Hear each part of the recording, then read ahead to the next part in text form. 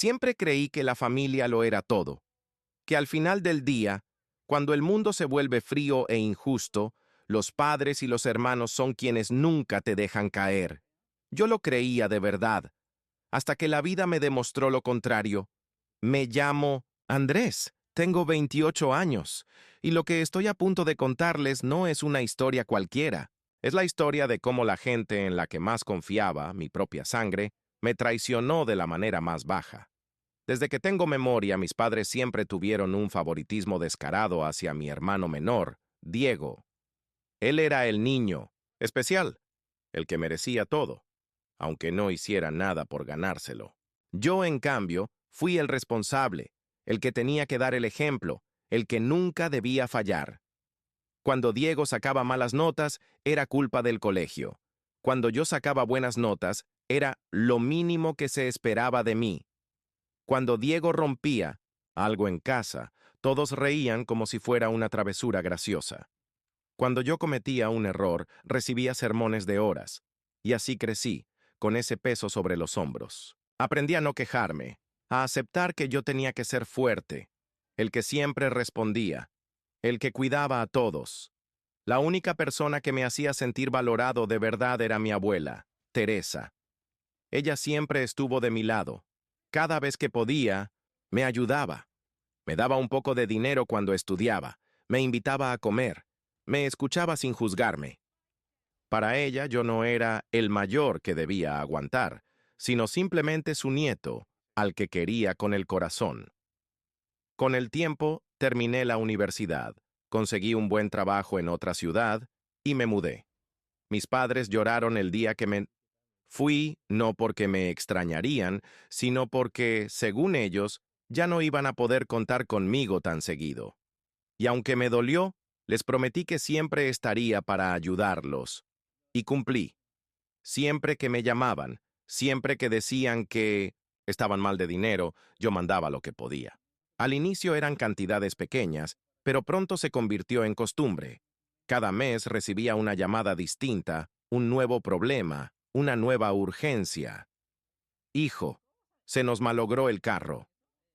Hijo, tu hermano necesita materiales para la universidad. Hijo, estamos atrasados con el banco, nos van a embargar. Y yo siempre creía, siempre mandaba, siempre confiaba. Con el tiempo, empecé a ganar más dinero. Y quise hacer lo correcto, ahorrar para mi futuro. Mi sueño era comprarme un departamento, independizarme de verdad. Les pedí a mis padres que me ayudaran, que abrieran una cuenta en mi ciudad natal y que guardaran ahí mis ahorros. Ellos aceptaron encantados. Me decían que era un orgullo que pensara así, que ellos se encargarían de proteger ese dinero. Yo les transfería mes a mes, además de la ayuda extra que les mandaba cuando me pedían. No sospechaba nada. ¿Cómo iba a dudar de mis padres? Mientras tanto, Diego seguía siendo el niño mimado.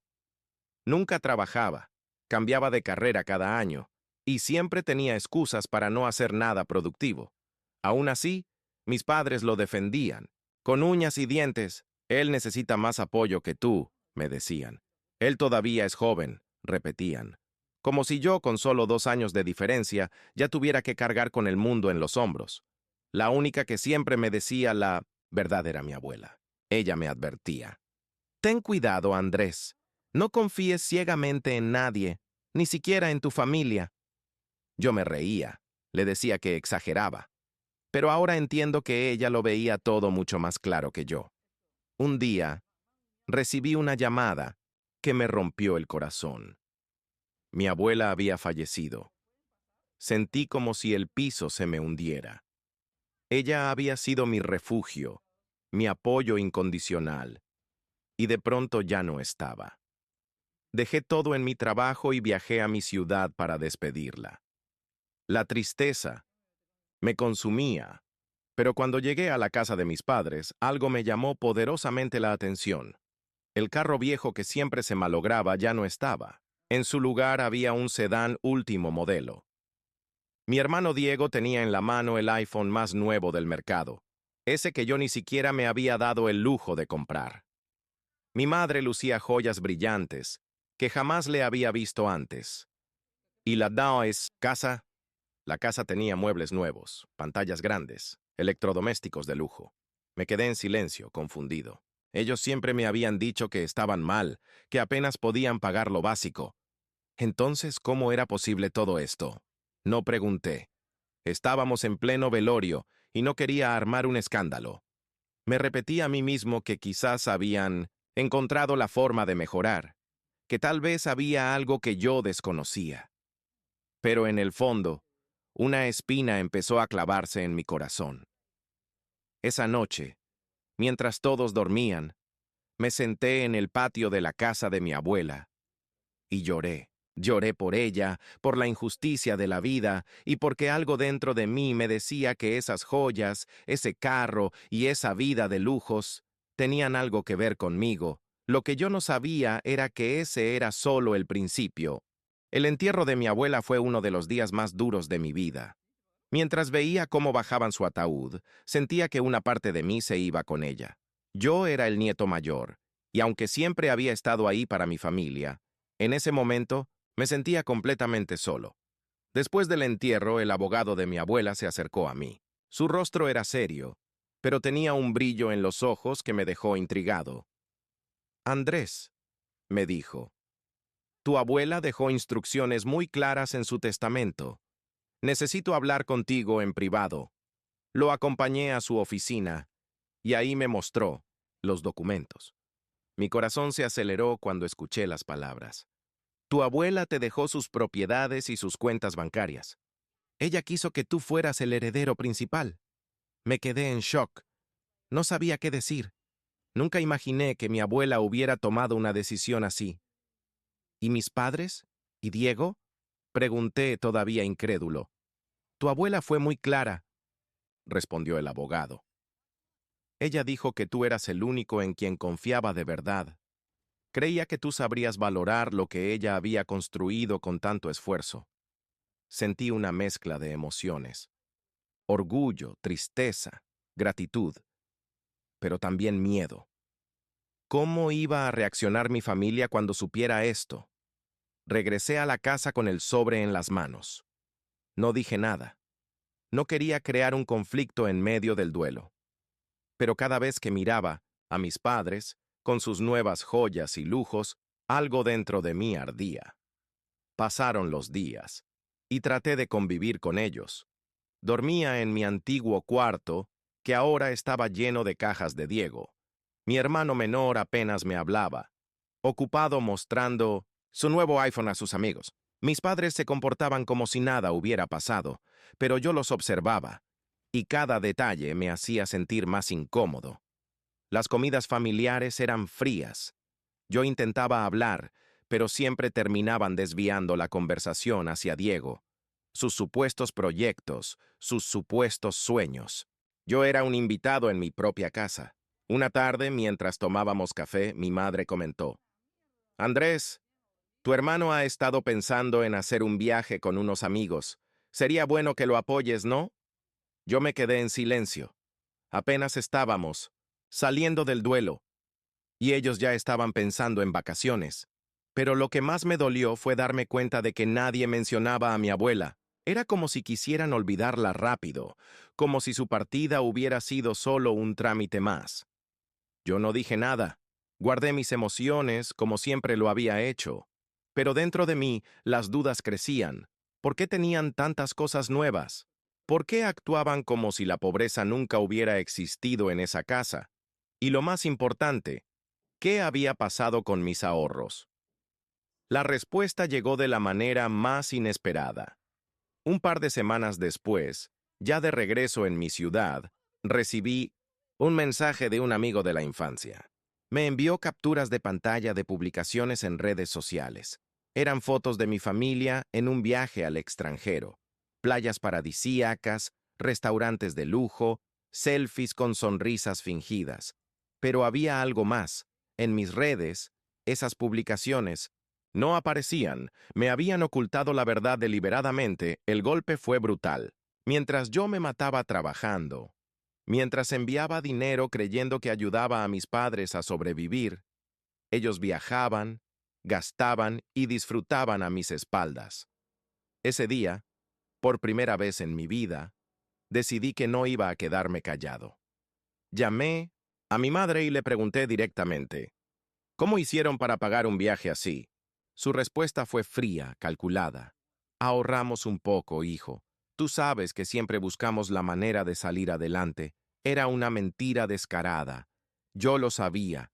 Y la desconfianza que había sembrado mi abuela en mis últimas conversaciones, con ella volvió a retumbar en mi cabeza. No podía quedarme con la duda. Tenía que saber la verdad.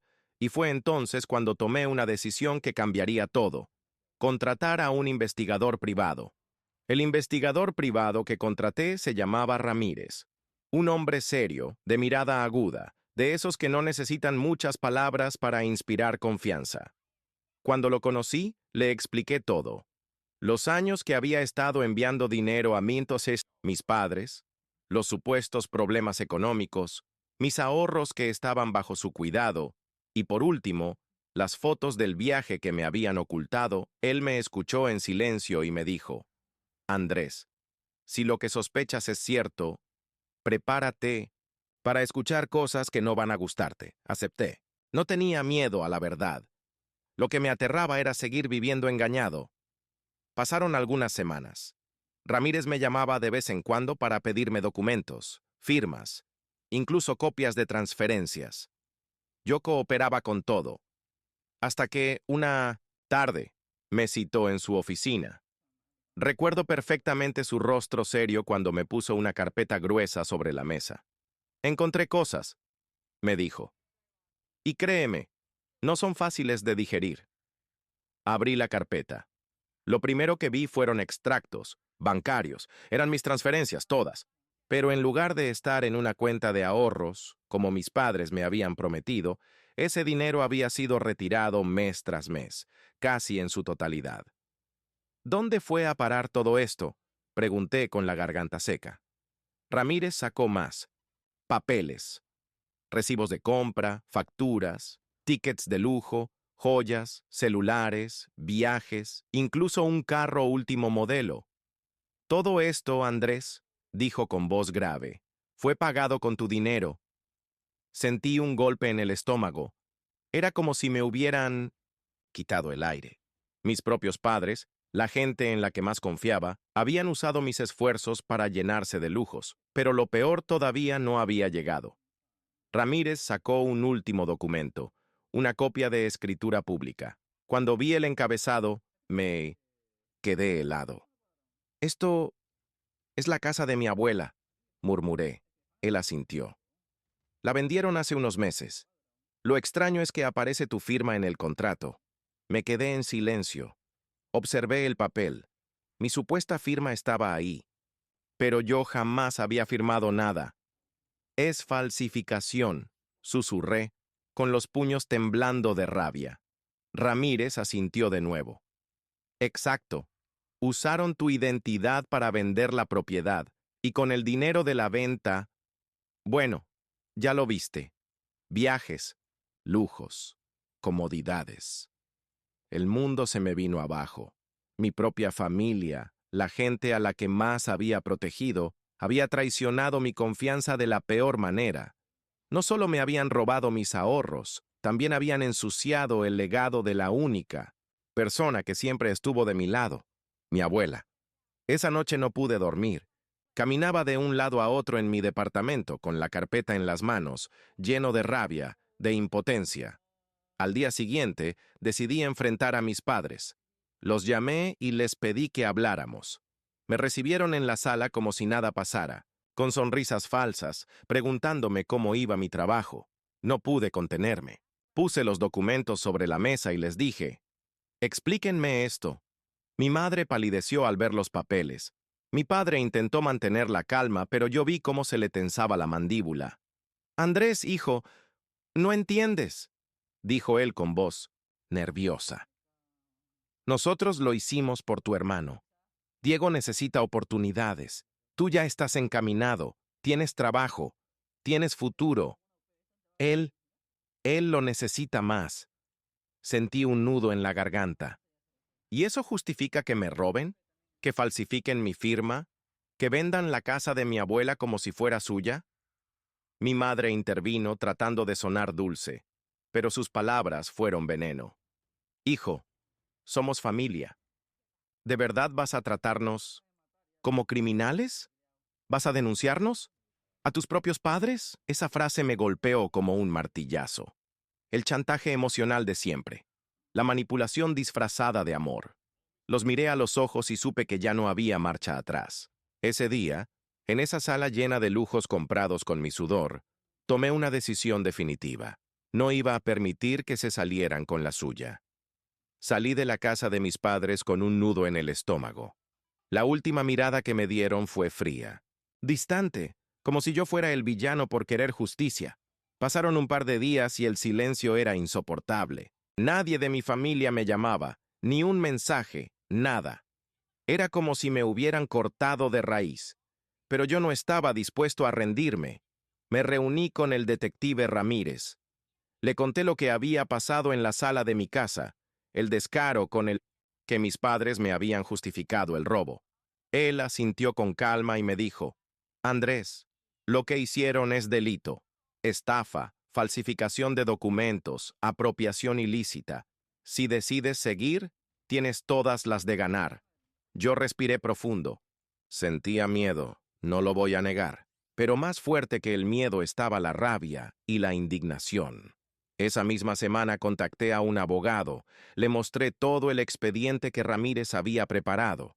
El hombre lo revisó minuciosamente y cuando terminó, me miró con una mezcla de sorpresa e incredulidad. «Esto es gravísimo», me dijo. «Tus padres no solo se aprovecharon de ti, cometieron un fraude a gran escala». «Entonces, ¿qué puedo hacer?», pregunté. «Demandarlos, recuperar lo que es tuyo. Y te advierto, va a ser un proceso largo y doloroso. ¿Estás listo para enfrentar a tu propia familia en un tribunal?». Esa pregunta me retumbó en la cabeza durante días. ¿Estaba listo? No lo sabía. Pero luego recordaba a mi abuela. Recordaba cómo ella confiaba en mí, cómo me apoyaba en silencio mientras todos los demás me veían solo como una billetera. Y con eso, tuve mi respuesta. Sí, estaba listo. Decidí dar el primer paso. Cuando mi familia recibió la notificación legal, el silencio terminó. Mi teléfono explotó de llamadas, mensajes y audios. Mi madre llorando, acusándome de ingrato. Mi padre insultándome, diciendo que yo quería destruirlos. Y mi hermano menor, Diego, él fue el peor. «¿Cómo puedes hacerles esto a mis papás?», me gritó por teléfono. «Ellos hicieron todo por mí y tú vienes a arruinarlo. Eres un egoísta». Me quedé helado. Egoísta. Después de que trabajé como un loco, después de que renuncié a mis propios sueños para darles comodidad, ¿yo era el egoísta? Ese día comprendí que ya no tenía hermano. Diego estaba tan cegado por los lujos que no veía la traición. Para él, yo era el enemigo. Los días siguientes fueron una pesadilla. Mi familia intentó manipularme de todas las formas posibles. Me decían que la abuela jamás hubiera querido que dividiera a la familia, que el dinero no lo era todo, que debía perdonar y olvidar. Pero yo ya no era el mismo ingenuo que creía en sus lágrimas. Habían cruzado un límite que no se perdona. El abogado presentó la demanda formal, y con la ayuda de Ramírez conseguimos pruebas contundentes, grabaciones, documentos, incluso testigos que confirmaban que mis padres habían vendido la casa, a espaldas mías. El proceso había comenzado. Mi familia pensó que podían manipularme con culpa, pero esta vez no me iba a doblegar. La batalla apenas estaba empezando. El día del juicio llegó más rápido de lo que imaginaba. Esa mañana, me miré al espejo y apenas me reconocí. Tenía los ojos cansados, el rostro tenso, pero también había una determinación que nunca antes había sentido. Caminé hasta la corte con el corazón latiéndome tan fuerte que parecía que se me iba a salir del pecho. Cuando entré a la sala, ahí estaban ellos. Mis padres, bien vestidos, con abogados costosos, y a su lado, Diego, mi hermano menor, mirándome con odio, como si yo fuera un traidor. Me dolió. Me dolió más de lo que puedo explicar, pero me obligué a mantener la calma. El juez tomó la palabra, y todo comenzó. Primero hablaron los abogados de mis padres. Ellos intentaron pintarme como un hijo desagradecido que se aprovechaba de la vejez de sus progenitores.